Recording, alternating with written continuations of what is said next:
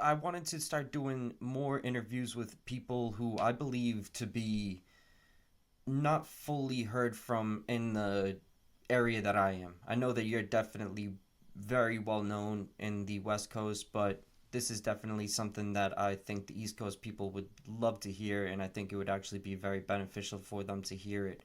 So, what do you think is the reason why reviews are actually something people value? Is it something that you look at to be something that is actually very useful in the market due to if something isn't the best, you can hear from a voice that might sound similar to yours in a way that is going to like how should I say this? There's a lot of reviewers that will have certain palettes that are very similar to certain audiences. So do you think it is a very useful tool?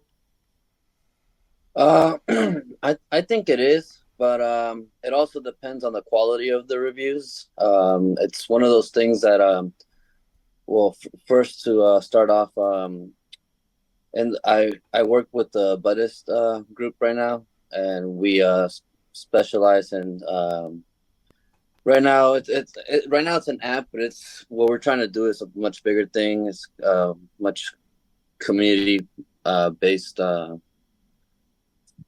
of thing. We don't want to be just an app, but regardless, right there, we're trying to focus on making more quality reviews for all kinds of products because we think that it is useful when you can see what somebody, like you said, like somebody who you follow or have, like you trust, like, hey, I kind of like the kind of, we have similar taste profiles. I kind of see myself getting the same products as this person. I trust what they're saying because we have the same kind of likings. And then you can also see what other people are saying, like, like I liked it for this or I didn't like it for that. But it really depends on making a full in-depth quality review because if you just go online and say, yeah, that was fire, fire, fire emojis, I mean, what does that tell you? It doesn't really say much, right? So like then you have to go out of your way and buy something and see if it is good. And sometimes you'll get burnt, as you're trying to figure out who else you can listen to. Um, it really just depends, but I think overall, if you find a good review or a reviewer, I think it's definitely worth it because at least well, I mean, everything's expensive nowadays, especially in dispensaries. So, the last thing you want to do is spend $60 to $80 on a product and get home and not enjoy it at all, and you're just like, well, I'm kind of stuck until I have another $80 to spend. Exactly. Um, Let me yeah, ask so you this. Where are you actually coming from? Where did you grow up? so I I grew up in the Bay Area in California.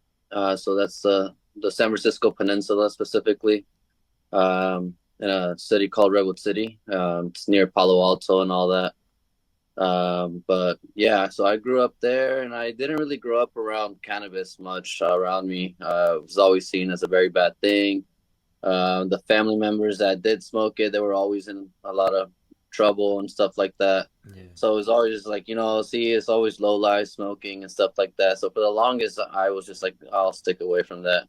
I'll stay away from that, and wasn't until I was in the end of my high school or beginning of college that I met a roommate when I went to school in Texas, and my roommate happened to be from Alameda out here in the Bay Area as well, and we just clicked and he introduced me to smoking and kind of just went on from there. How was Never he able stopped. how was he able to show you that it was a actual like a beneficial thing instead of just the negative light that you had on it before? Honestly, just kind of some trust that we started building up. It wasn't until like maybe a month in, after knowing him. I think we were there for like some orientation the month before school started. So like I got to know him pretty good and we got to hang out.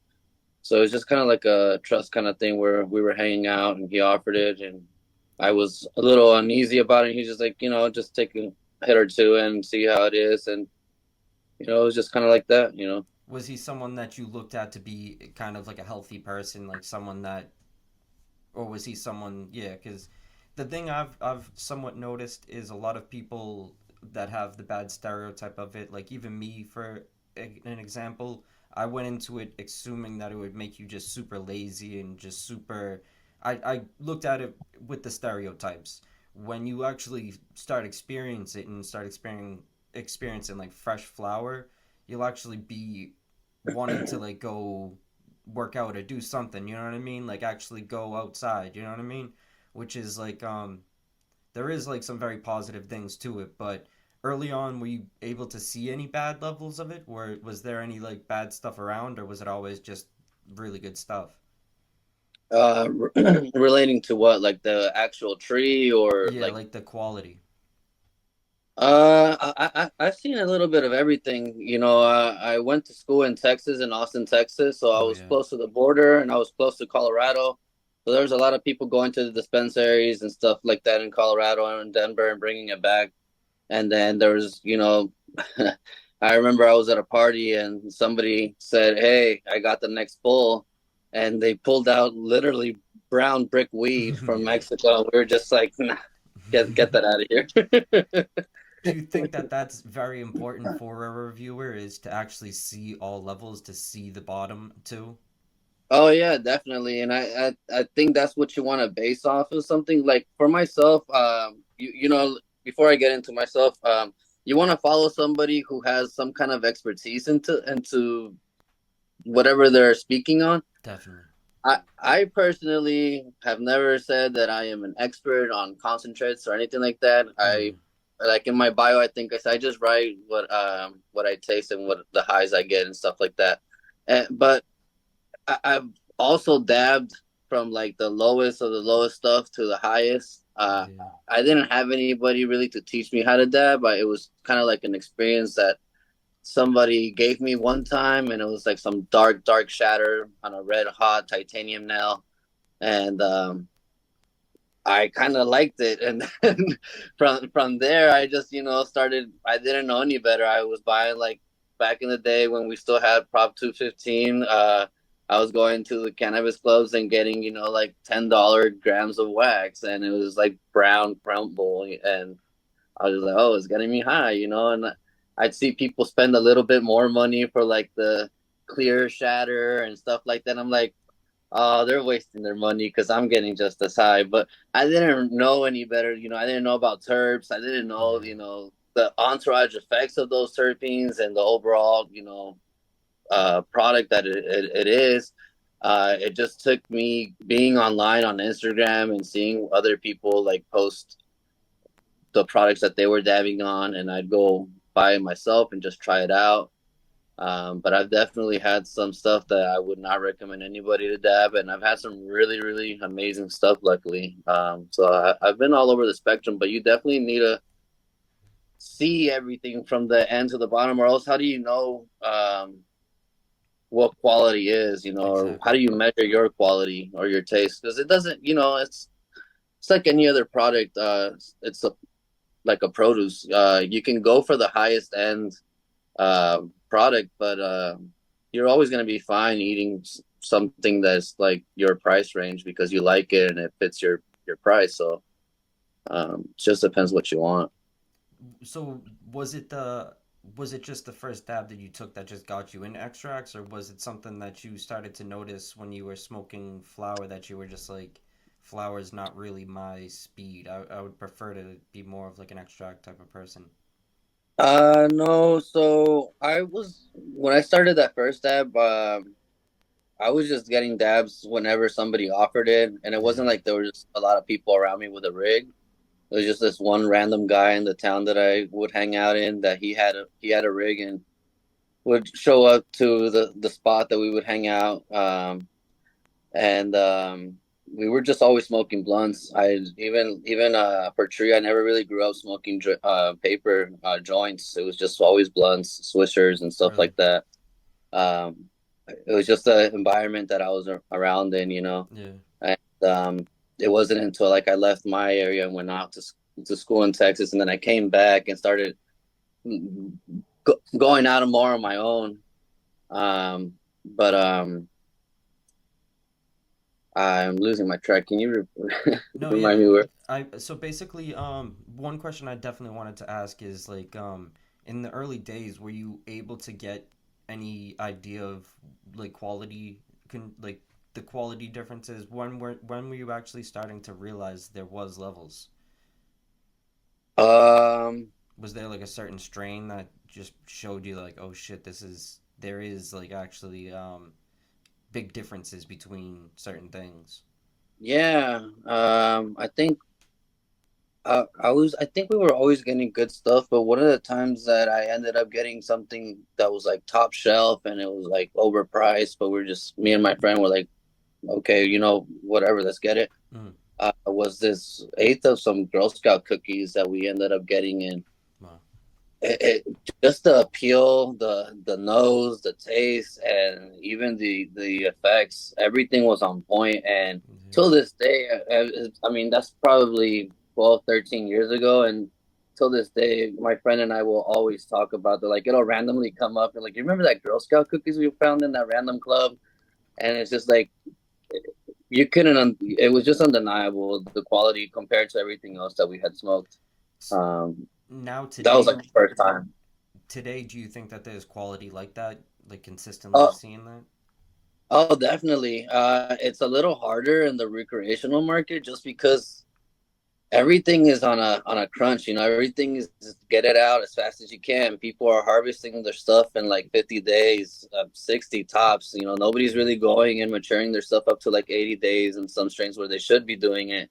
And then they'll harvest it and they'll dry it in a week and super high like AC with humidity stuff and everything just to dry it really quick instead of giving it a proper cure. And so by the time that you get it and it's packaged, it's probably been over a month. So like the quality and the cure, everything's been ruined already by the time you get it. Yeah. Um, you can definitely find quality in the traditional market. There's definitely more people there who take their time. Don't get me wrong, there's some really poor products in that market too, but I think the quality there, the bar for the quality is much more higher there than any recreational market. Yeah. You'll find it's just there's a passion that people have there, and you can't pay people to have that passion. And in the recreational market, people are paying minimum wage. If you're getting paid minimum wage, you're not going to care about the plants. You're not going to care about how you harvest something or how you feed it. You're there for a job. Um, it's hard to make people care when they're not earning money, and it's hard to make a living. 100%. That's the thing. I think that like the whole legal market is I went to a few events recently and it's amazing to hear some like the stories that I was talking to this one guy who works for the lab in Massachusetts. It's called MCR Lab, and I was just blown away with some of the things that he's saying that they're finding on the legal flower, which is like it's sad, but it's like not even surprising due to just how weird the whole requirements are for even passing. Like you can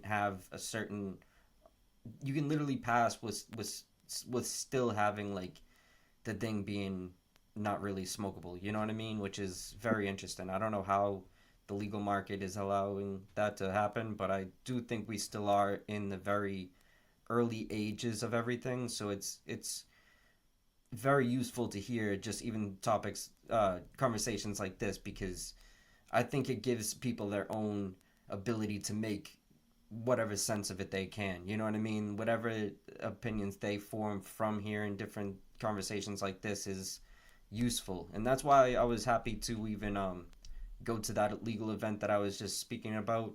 There was this one where it was like a basically just like a room full of people having conversations about certain things, and you definitely get a feel for who's actually passionate about the plant. You know what I mean? You can get definitely understand who is there for the money and who's not. You know what I mean? But I guess Mm-hmm. everyone's there for the money in some way. You know what I mean? I guess. No, yeah, yeah, but the passion is undeniable. Once you see and speak to those people, you're like, oh, this person cares about the product that they're actually showing you, and others are Yes. just hyping it up. And it's such Um, a weird chase though, because sometimes when you're actually trying to seek the things that you actually want in the market now, it's like you do have to go through all these different hoops to even find what you're looking for. And that's why I do truly think reviewers have a great they are what fuels the whole game right now. There's so many different reviewers that are trying to do it just for handouts and whatnot, and I think that that muddies the water a bit because like with the whole bag scene, I don't know if you're familiar with it at all. There's like a lot of reviewers doing very fancy reviews. It's like very animated in what in some interesting ways, but I think that it's like kind of it's also helping the people who are actually doing it proper. I don't know. I think that the game is definitely in a very interesting development part. So it's like that's why I wanted to speak to someone like you. I think that you definitely are someone who helps in a lot of very special ways. There's definitely a lot of people in it just to get free product, and they will sell themselves out. They'll be like, "Hey, this is fire," and you won't see them buying their stuff if they don't get it for free. Yes. Yeah. So that's also the thing, like it's cool. It's cool to get some free stuff. Sometimes you get some really cool stuff. Sometimes you get a lot of stuff, Yeah. but you at the same time you got to keep it real. You got to be very honest with yourself and with the product and the people, your audience, Mm. and the people giving you the stuff. That's one thing I always make sure to tell people when they give it to me and they say they want me to review it. I'm like, hey, just know that I'm gonna be straight up. Like if it's something that's really poor, I'm gonna say so. I'm not gonna go and just crap on it, but Yeah. I am gonna be critical about it because I mean you're asking me to review it. Um, but and it's sometimes that's rubbed off some ways. Whereas I've had some people get mad at me. Some few companies I've never spoken to again. They just kind of Mm. left me on red. And then others, it took a while. And then after a few conversations, they're like, "Hey, sorry." And I'm like, "Hey, I didn't mean any offense. The last thing I want to do is, shit on a product because, especially hash, to get a single gram of hash, let's say it's a seed from that seed, if somebody bred it, that probably took 3 to 5 years just to get that seed. Yeah. Then to actually grow it and find the keeper, and then to grow that out and then wash it and put all that labor and press it out and put it into a jar, a 2 gram jar. That's that's like a 3 to 10 year process alone right there, and like that's a lot of work that people are putting. And the last thing as a reviewer is that you don't want to just go and crap on stuff like that. Like there's a certain way to be critical about things, and with without like trying to please people too, and be like, oh, well, hopefully they continue giving me free product because at the end of the day, we should be buying those products and having our own bias. We shouldn't be getting influence. It's cool to get free stuff. But I just feel like a lot of people who do get it, they go on this little media tour where they're just like, hey, look at this brand, look at this brand, look at like, and it's just like, dude, you yourself don't go and buy those products. So Let me why ask give you them? this. Do you think that a negative review or like a bad review is way more valuable than a positive one due to the factor of not only does the brand get to see that there is somewhat of a unhappy client that is knowledgeable enough to actually show them what isn't up to I, par? I think it depends on the price point. Um, Sure. if you go and complain to a company for about a $20 gram of rosin, they're gonna be like, Yeah. "Well, why'd you buy a $20 gram of rosin?" Yeah, And I've seen it. 100%. And a lot of people respond. They shouldn't respond like that. First off, you should be proud of what you're putting out there. So if Yeah, it's crap and somebody's saying it's crap, you shouldn't get offended because you know it's crap, right? definitely. So, but if it's like something on the higher end, it doesn't have to be the most expensive thing, but it's like anything probably like $50 and above. If you get something really bad, like I think you definitely have the right to complain and just be like, "Hey, this is kind of unacceptable." There's been cases where I've opened up a jar and it, I don't know what happened in there. It looked like it had been like heated multiple times. It was like bubbling, and it came out of the dispensary, and it was the only jar like that. Every other jar was fine. But I mean, I was just like, yo, I don't know what's going on, but you guys should take a look into this. And they were just like, oh, well, it wasn't us. I was like, well, I'm not saying it's you. I'm just saying it might not have left the facility like that, but through transport or maybe the dispensary itself, like you might want to check what's going on so that at the end of the day, somebody's not putting out your product, ruined or tainted. Yeah. It makes you look bad, whether it's somebody else's fault.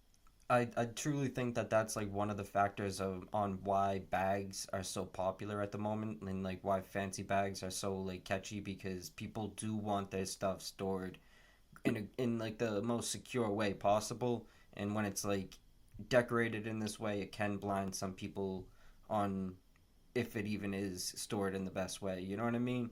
Which is like I don't know. I definitely know what you mean. I definitely know what you mean. When it comes to a lot of the different things, it is sad when you have something that is super nice, but then it's stored in such a way that it just you'll never see its actual value. You know what I mean? But there's also like there's a lot of things that go into it. Do you think that sun grown and indoor hash are different in any way? Hmm. I'll always take sun-grown hash over indoor. I love to hear that. Yeah, that's good. Uh, What's the disadvantage of indoor, in your opinion?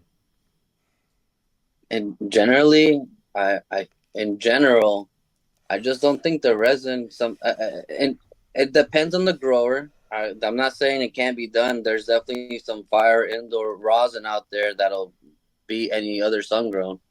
It really depends, but in general, I just don't think that people are able to replicate the resin that the sun is supposed to. Like The uh, effects or the like no, actual product? the actual resin, like the heads, and because a lot of the time, especially when it's battered up, a lot of the indoor rosin that I've gotten, it'll crumble up, and I can't get it to batter up no matter how much I try to apply a tech, or like in this case, I don't know if you've ever heard of Hash Rider. I have He, not.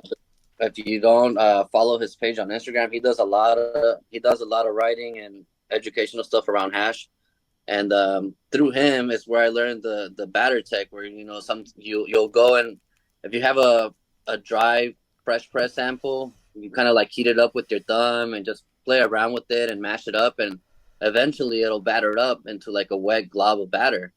But Well, no matter what kind of techniques I do, sometimes some of that indoor rosin it just won't batter up, and it'll just stay crumbly, and then it's very difficult to get it with my pick, or even try to dab it. um, it is amazing to see that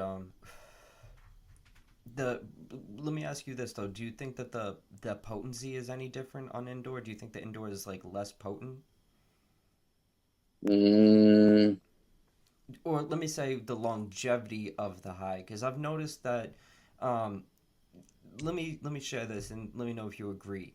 I've noticed that indoor flower gets me it gets me like a very decent high for a certain length of time. It's usually like an hour and a half at max, maybe 2 hours. But like outdoor weed will get me high for hours, like hours and hours and hours, which is something I've always been like blown away.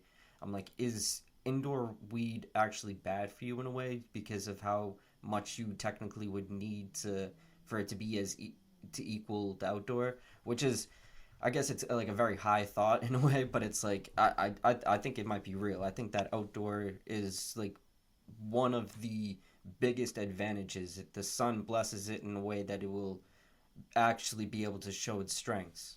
yeah, I mean, at the end of the day, when you're growing indoor, the whole point of indoors is that you're trying to replicate the outside, and Exactly. you're not gonna do that ever inside. No matter what kind of lights you do, you're never gonna be able to replicate the sun. Mm, But you can make it look real pretty. exactly. you Exactly. But and sometimes there's places, there's a lot of places. The advantage of indoors is that there's a lot of places in the country where you can't grow outdoors. Exactly. Yeah. One, due to legal laws, due to laws you can't grow, or it's the environment around. It's raining all the time. You don't get enough sun. The soil is not good enough. Uh, there's so many other environment factors that don't allow people to grow in their backyards, that growing indoor in a tent or building a room indoors will, it helps, and there's good quality out there like that. But I think overall, if you give me like like a $5 pre roll at a dispensary between sun grown and indoor, I'm gonna take the sun grown one. Hell yeah. There's gonna be a little bit more flavor, I think, in that than there will be in the indoor. And If yeah, if there's any. the flavor is also something I've noticed as well. It's amazing to see how much flavor you can get off sun grown stuff, and it's even the just the flour, it is amazing. But it's funny the the light it gets put on. Like people always look at it in such a negative way, and the reason I think is obviously because people had to hype up indoor for so long just because that's like the only route they could possibly take in like a low key way. You know what I mean? So it just was like such like a convenient way of getting the job done, and you can also like make the stuff look beautiful. But that leads me to ask you: the stuff looks beautiful. Sometimes the trichomes will be looking amazing on indoor weed, but do you think that it's kind of like a synthetic trichome in a way? I wouldn't know about that. Do you think I that don't it's think I've like ever thought about it like that. really? I think that it's like Wouldn't. almost I don't know. I almost think that it's like produced in like a way that it's like not ever gonna. It's almost like when they have bananas that are grown indoors. They're grown in like in a similar way, and they come out looking completely different. Yeah. They almost look more appealing in a way. They almost look like more artsy, and it's like I don't know. I've always like wondered like what is the long term effects of something like this. You know what I mean? Like, is this gonna be bad for us? But I might be thinking too Wouldn't of say- it into Yeah, I it. wouldn't say it's negative. Um, I mean, if you're going that route, if anything, it'd probably be like you're not getting as many benefits out of it as you should be. Yeah, the medical Yeah, scene. Yeah. Um. if that was the way it was going, but I wouldn't know about that. I don't think I've ever Yeah, you thought never about really thought that. about that. That's fair. Yeah. What do you think about the effects of solvent based versus solventless? Do you think that there's any effect difference?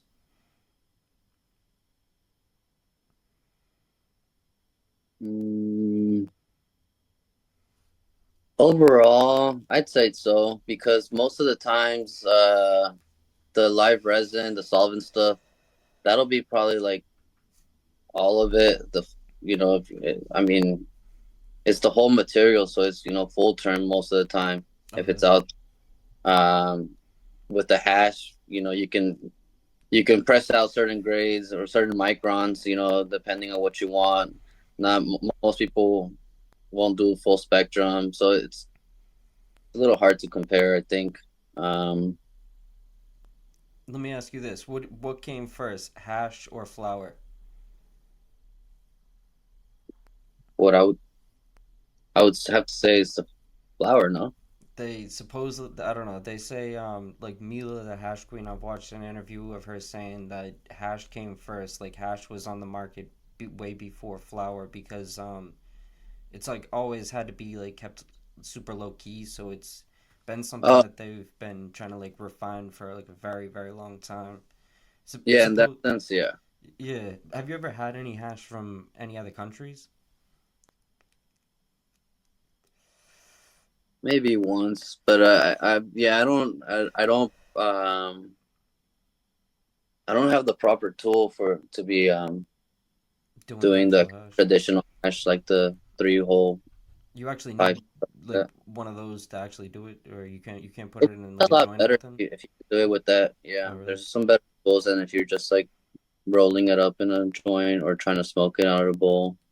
What's your opinion on the Piatella? It's uh, it's a great thing, I guess, for hash holes, but for dabbing wise, it's not something you really want to go out of the way and dab. Definitely It's agree. it's basically cold cured water hash. Yeah, it's gonna stain the shit. I've Oh noticed. yeah, if you're gonna hit it, if you're gonna dab it, you're gonna dab it at below 500 degrees, or you're gonna dab it like it's water hash, Oh really?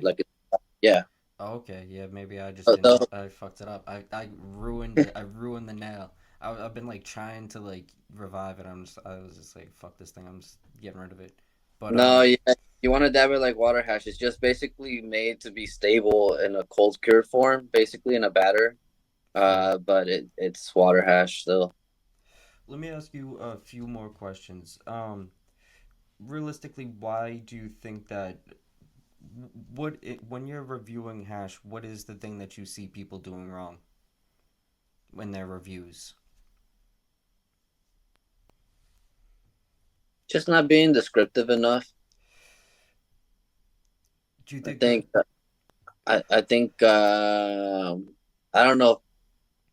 I think at the end of the day, people are a little shy to be a bit descriptive. It just sounds like you're being a little snobby, like, oh, I smell. It's like a wine person, like, Definitely, I I know smell what you mean. stuff, this and this and that, And at the same time, it's a job. Sometimes I get home and I have some through Buddhist, they'll give me jars that I have to review. And sometimes I would just want to crack open the jar and start dabbing it and not think about anything. The last thing I want to do is like sit down and start taking notes on what I'm tasting, smelling, and Yeah. feeling. So I'm just like, I totally get that. Sometimes you just get too high and you forget to write things down too. But I think it's just the descriptions. I think people can be a little more specific as to what they're tasting or smelling, and definitely what they're experiencing. I think a lot of people don't write enough about the effects that they're going through, and that's one of the things that lately has I've been going out to more events, and that's always one of the things that people tell me. They're like, I really like the way you write about the effects you're going through. And I mean, they're my effects are personal. I may go through one thing, you may go through another. But in general, I think people, at least my audience, has aligned with the stuff that I dab, and they they agree with a lot of the effects and some of the terpenes that I'm smelling or tasting. What is what is you what is the thing that you want to check off the most out of between like taste and I guess taste and effects? What is the thing that you would prefer to aim for? Are you more someone who's going for the gas or the candy? So for the first part, I will always prefer taste. I mean, we're all trying to get high at the end of the day, but there's a lot of products out there that if I just want to get high, I can go get a $10, $15 gram of CRC live resin and just, Fair. just get really lit. Uh, I, I want the taste because when you grow that, especially like this all everybody's growing living soil now, if it's real living soil or whatever, but Yeah. everybody's doing different stuff, and based on their soil and based on how whatever they're feeding and what they're doing, you can taste that there's a lot of farms out here giving the same cuts. You can taste how crisp that flavor is, how rich it is, like how fresh it is, as opposed to like something that was just grown with like nutrients and stuff like that, like bottled nutrients. Um, it's like a produce. You can just tell the love that's been poured into it, and sometimes it's cultivar. It's dependent of the cultivar too, right? Yeah. Some aren't as tasty, so you might, no matter how well you grew it, it's just not gonna have a big flavor profile. But you can still there's nuances in there that you can taste just how much richer and fresher it is, and if somebody grew that same cut with like bottled nutrients in their garage and as opposed to outside in living soil. Um, I So think, yeah. what is your favorite style of strains? Like, are you more into the Kush? Are you more into like candies or? uh, I think right now my I've been leaning a lot towards the fruity stuff, but I think right now I've been enjoying the fruity gas combo. And I mean, like, Yeah. I don't know what everybody uses gas, and I feel like everybody has a different definition for what gas is. For me, it's like that acidic fuel where like it literally feels like I'm at a gas station. That with what is that, apricot octane? That one is always good for me. Like it's fruity, but it's also got a rich pungent gas to it as I exhale. Like I feel like stuff like that I always enjoy. But uh, you give me something real gassy, I'm gonna love that too. Not so much into the stuff that's more herbal leaning, but Yeah. I mean, like stuff like the land races. Some of them are a little not so great on the palate, but it's still really great to enjoy the effects on them. It's just a lot more stuff that you generally don't see in rosin. Um, I agree. I definitely agree. I think that like it is the I think the game's changed right now. It's going through a very important phase right now, and it's definitely going to be very interesting to see how it plays out. So I'd love to do another interview in the future and actually have like more to speak on. I'm definitely very appreciative of your time. But is there anyone you want to shout out? And actually, do you work with the highest critic? Yeah, I do with Caleb. Oh, okay, dope. Yeah, that's the thing. I think that it's cool that they actually are. You guys are doing like a network and doing it like that. I think that that is like a dope idea. So I definitely I appreciate the like what you guys are doing. Is there anyone you want to shout out though?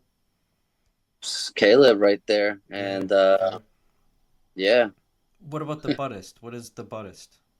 Buddhist, that's a company. That's what the app that I'm telling you. Right now we're an app and you can download it, but it's we're just in the California market right now. Um, can give you more details later as to what specifically it is. Is it on the App But Store?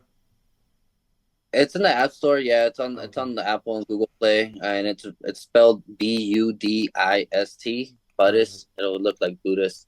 Yeah. Um, but yeah, we're reviewing all types of products in the California market. We have all kinds of experts on the team. To be honest, I feel like you know that meme where there's a clown with the soldiers and it's like, what is he doing in there? I feel like I'm the clown because everybody else in that group is just like so much far more qualified than I am. It's Really. people that have been in the industry for like 10, 20 years. I've been learning so much just being around these people, and it's been a great community. And we've been doing a lot of educational events at a lot of music and cannabis events. And it's just we just need more education with cannabis. The more people know, the better, and the more that way we can start demanding other brands to grow better shit too, because right now they're getting away with doing crap job Just and people like it and they're willing to pay $60 to $80 at a dispensary for an eighth. yeah, it is Uh, amazing. Right now, that's the thing. I want to actually sit down with people and like learn more because as much as I thought I knew, I really don't know shit. You know what I mean? And like that's why I feel like you'll it, never stop learning, dude. It's just there's so much and there's so many different perspectives as to how different people grow, wash, work, feed. Like, is there anything that you would recommend me or like anyone that watches this to look up and like look into? to be honest, I mean, go on go on Instagram and whatever brand that you can find that you really enjoy or you see out from, like, especially out here in California, a lot of the brands are being a little more open. Instagram is very restrictive, but at the same time they're being more open with like the processes that they're doing, like how they're feeding stuff. There's a lot of rich info. Like, I think one of the best people you could follow would be Resin Ranch, and I think his IG handle is Resin Ranch 2.0. There you go. Dude, I mean, that dude gives away so much free game. Yeah, he's Luma Farms, really is Enzo cool. at 420. What is he? 420 Nomad 707, something like that. He's also like, these people are giving away so much free info. I mean, don't go and hit them up and ask them. At that point, it's a consultation. But Yeah, like I'm trying to on get their interviews with like but people. on their Instagram stories, they're giving away so much info for free, and it's just like, dude, take a screenshot, write it down on a notebook. Like, it's free game. And Take notes, nowadays, basically. yeah, nowadays it's like, go on any forum. Like, I mean, it's endless. But yeah, there's people like that, and then from there, just kind of go off that web. From him, there's the whole community around like him. Everybody is just giving away free knowledge all the time, and I don't think people appreciate and realize how valuable it is. Um, 100%. I definitely appreciate you sharing your time right now though. But definitely in the future if you wanted to sit down and do another one, I would love to do another one.